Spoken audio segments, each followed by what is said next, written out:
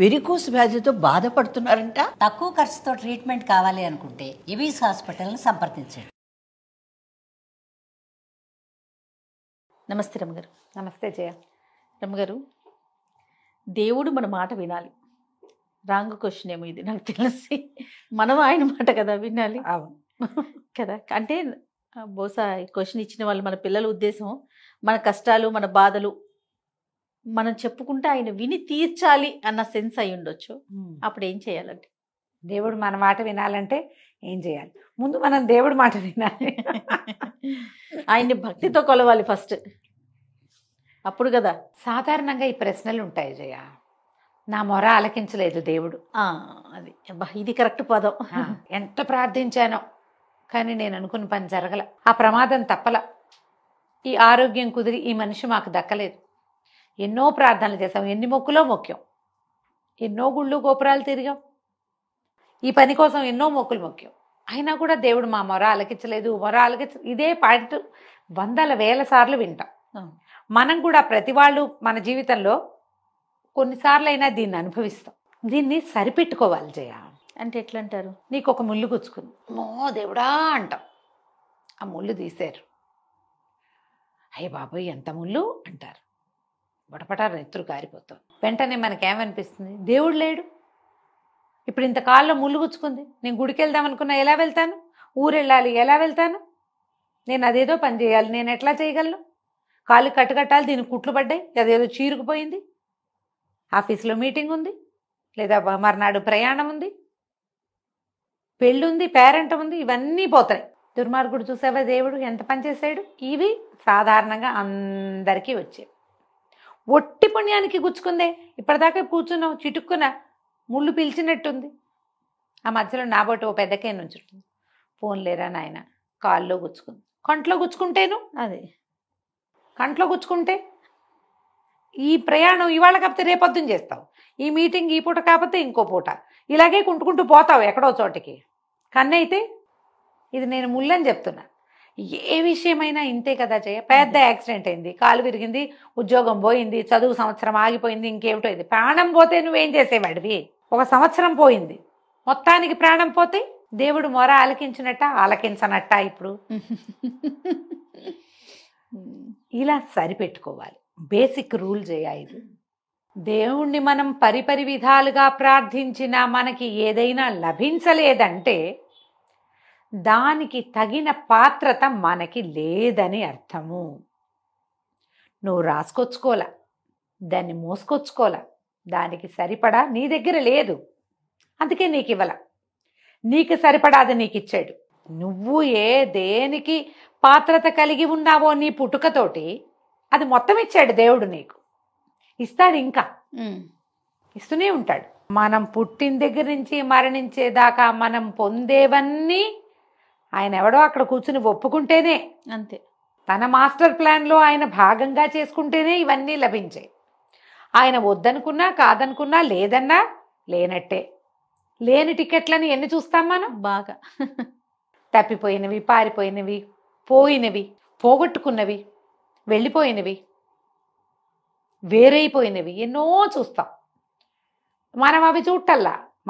మన జీవితం వరకు మనకు కొన్ని బాగానే ఉన్నాయి. ఈ కొన్ని బాగానే ఉండే ఫీచర్స్ ప్రతి ప్రాణికి ఉంటాయి కదమ్మా. చెప్పు, ఒకటి కళ్ళు లేవు అనుకుందాం, దేవుడు కళ్ళు ఇవ్వల, పవర్ఫుల్ ఇయర్స్ ఇస్తాడు. ఒకటి తీసేస్తే ఇంకొకటి ఇతోధికంగా పెడతాడు భగవంతుడు. ఇది లేదు అదేదో ఇస్తాడు, అది కూడా లేదు ఇంకోటి ఇస్తాడు.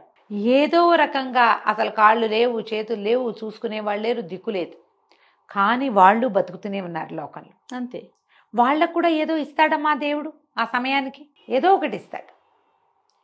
నీకు కావాల్సింది రాలేదని నువ్వు బాధపడతావు, కానీ నీకు రావాల్సింది నీకు ఇచ్చే తీరుతాడుగా. ఆయన అడ్డం పడలేడు అసలు. ఇప్పుడు ఆయన కూడా దానికి అడ్డం పడలేడు. నీకు రావాల్సిన దాన్ని భగవంతుడు కూడా ఆపలేడు.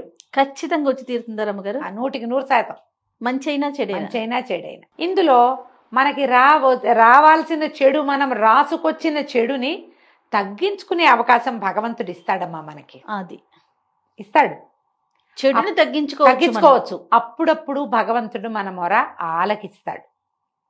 పెద్ద చెడు రాకుండా చిన్నది వస్తుంది. పాము కుట్టాల్సింది చీమ కుడుతుంది. కొండ నెత్తి మీద పడాల్సింది ఇంత బండరాయి పడుతుంది, ఇంత రాయి పడుతుంది, పలుకురాయి చిల్లు పడుతుంది గుండుకి. నువ్వు ఆ రాయి ఎంత పడితే చచ్చిపోతావు. నువ్వు ఇక్కడ పచ్చడి అయిపోవాలి, నువ్వు నేలకు అంటుకుపోవాలి. గుండుకు చిల్లు పడి 3 కుట్లో 6 కుట్లో పడతాయి. 3 రోజులు కోమాలో ఉండి 4 రోజులు హాస్పిటల్లో ఉండి తర్వాత ఎప్పుడు బయటకు వస్తాం. బద్దదే పడి ఉంటే. జై హింద్. ఈ మార్పుకి మనం ఏం చేయాలి? ఇది మనం అడగాల్సిన ప్రశ్న. అదే కదా. మన మొర భగవంతుడు ఆలకించాలంటే మనం ఏం చేయాలి? ప్రార్థన, సహాయం, ఈ 2 మార్గాలు. ఏది లభించినా దేవుడా నీ వల్ల ఇది నాకు లభించిందని నమ్మాలి. నువ్వు ఉన్నావని నమ్మాలి. భగవంతుడు అనేవాడు ఒకడున్నాడు.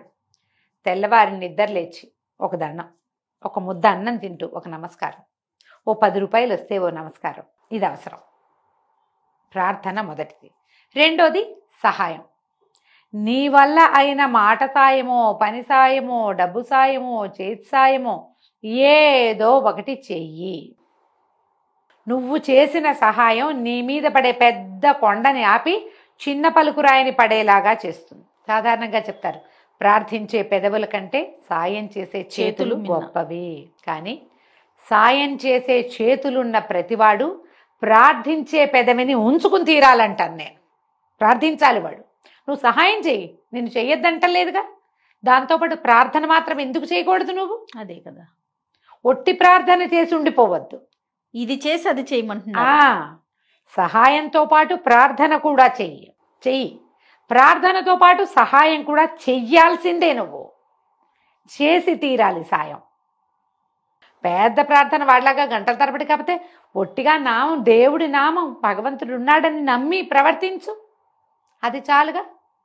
అప్పుడు నీ మొర ఆలకిస్తాడు దేవుడు. మన మాట వింటాడు, విని వస్తాడో ఎవరినైనా పంపిస్తాడు, ఏదైనా ఒక సహాయం అందేలాగా చేస్తాడు. మనకు అది ఇంపార్టెంట్ కదా జయ? మరి అదే ఇంపార్టెంట్ రమ్మగారు. ఎక్కడికో వెళ్తాం, ఏముండదు, ఏ అవకాశము ఉండదు. ఎవరు మన భాష కూడా కాదు, వాళ్ళు దారి చూపిస్తారు మనకి. మనం ఏదో భాషలో అడుగుతాం, వాడికి ఇంకో భాషలో అర్థమవుతుంది. ఊరి పేరు ఒకటే తెలుస్తుంది, వాడికి రైట్ టర్ను లెఫ్ట్ టర్ను చెప్తాడు, ముందుకెళ్ళమంటాడు. భగవంతుడు. లేకపోతే గోతులో పడతాం మనం. అప్పుడప్పుడు అలా అవ్వదు. ఖచ్చితంగా. ప్రతి వాళ్ళు ఇప్పుడు ఇలాంటి అలా ఎందుకు అవుతుందండి అంటే, మీ జీవితాన్ని తరిచి చూసుకోండి. మీరు ఎన్నిసార్లు భగవద్ దర్శనం చేస్తుంటారో. మనిషి పుట్టిన ప్రతి వాడు తన జీవితంలో కొన్ని 100ల సార్లు దేవుణ్ణి చూస్తాడు. 1000 సార్లు అన్నం తింటాం జయ మనం. 100ల సార్లు దేవుణ్ణి చూస్తాం. అతడు దేవుడని నువ్వు తెలుసుకోవు, నమ్మవు, అనుకోవు. నువ్వు అనుకోపోతే దేవుడు కాకుండా పోడుగా. మరి నీకు సహాయం చేసిన వాడు దైవమే. ఖచ్చితంగా. ఆ స్వరూపం అది కాదు. నువ్వేదో రూపం ఊహిస్తావు, చతుర్భుజుడైన నారాయణమూర్తిని. అలా కనపడ్డు. నీ అందరికీ కనపడ్డానికి నుంచో లేదా ఆయన అందులో. అలాగా మనందరికీ కనపడ్డానికి కాదు. నీకు కావాల్సిన సాయం అది చేస్తాడు. వాడు ఒక గుడ్డి బిచ్చగాడు కూడా కావచ్చు, దారిపోయే వాళ్ళు ఎవరో కావచ్చు, ముక్కు మొహం తెలియని వాళ్ళు కావచ్చు, ఎవరైనా కావచ్చు కదా. వాళ్ళెవరో మనకు తెలియదు, పనిచేసి వెళ్ళిపోతారు. భగవంతుని ప్రేరణ వల్ల జరుగుతాయి ఇవి. దీంట్లో నీకు ప్రార్థన, సహాయం చేసే విధానము కనుక నీవైతే నీకు తరచుగా సహాయం అందుతుంది. అసహాయ స్థితిలో నువ్వెప్పుడు ఉంటావు, కాసేపు నువ్వు ఎంత అనుభవించాలో అంత, కానీ నీకు ఖచ్చితంగా సహాయం వస్తుంది. ఇప్పుడు వెంటనే ఒక ప్రశ్న, వాళ్ళందరూ మరణించట్లేదా? చాలా మంది చనిపోతున్నారు కదా, చాలా మందికి యాక్సిడెంట్లు అవుతున్నాయి కదా, చాలా మంది జబ్బులతో అనారోగ్యాలు ఉన్నాయి కదా. ఎవరెవరి కర్మానుభవం వాళ్ళది. యాక్సిడెంట్లు అయినప్పుడు సహాయం అంది బతికిన వాళ్ళు లేరా? మరణం అనివార్యం కదమ్మా, దాన్ని తప్పించగలమా మనం? తప్పించలేము. ఇప్పుడు ఎర్లీగా 10 ఏళ్లకో 14 ఏళ్లకో 12 ఏళ్లకో 25 ఏళ్లకో అన్ని చేతికి అందే సమయంలో మరణిస్తారు కొంతమంది. వాళ్ళ కర్మానుభవాలు. వాళ్ళు ఎవరో మరణించారని మనం ప్రార్థించడం మానేస్తామంటే ఎలాగా? నువ్వు అన్నం తింటాం మానవు, గాలి పీల్చటం మానవు, ప్రార్థన మానితే ఎట్లా? నువ్వు తినడము, గాలి పీల్చటము, బతకటము లాగానే ప్రార్థన. అంత సహజమైంది. అలా చేయాలి దాన్ని. నువ్వు అట్లా నమ్మాలి భగవంతుణ్ణి. సహాయం కూడా అలాగే చేయాలి, సహజమైన క్రియగా. నేను చేశానని డబ్బు కొట్టుకోవద్దు. ఇప్పుడు ఇదంతా నాకే లభించాలి, సహాయం చేసిన క్రెడిట్ కోసం ఆలోచించద్దు. సాయం చేసి వెళ్ళిపో. వాళ్ళకి కావాలి చేసి అంతే. ఆ సహాయం అదేదో ప్రమాణమైన క్రియ, దీనివల్ల దేవుడు మెచ్చుకుని నాకు టికెట్ ఇస్తాడు, అది ఇస్తాడు, నాకు అదేదో ఇవంతా ఆలోచించద్దు.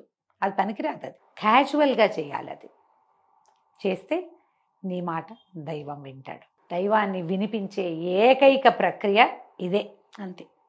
ఏ మాట అయినా వింటాడమ్మా, ఖచ్చితంగా. మనకు అది రావాలిగా, వినిపించటం వచ్చి రావాలి, వినిపించడం వచ్చి ఉండాలి. నేను చెప్తున్నా కదా, ఊపిరి పీల్చుకున్నంత సహజంగా మీరు ప్రార్థించడం నేర్చుకోండి. దానికి స్వరూపంతో పని లేదు, ప్రార్థన అంతే. మనము కాని ఒక అతీంద్రియమైన అద్భుతమైన దైవికమైన శక్తి ఉంది, దానివల్లే మనం నడుస్తున్నాం. అదే మనని చేసి ఉంచుతోంది ఇక్కడ. అది నమ్మితే చాలు. తప్పకుండా రమ్మగారు, ఈ రెండు చేయండి, దేవుడు మీ మాట వింటాడు చక్కగా. నమస్తే అండి. నమస్తే.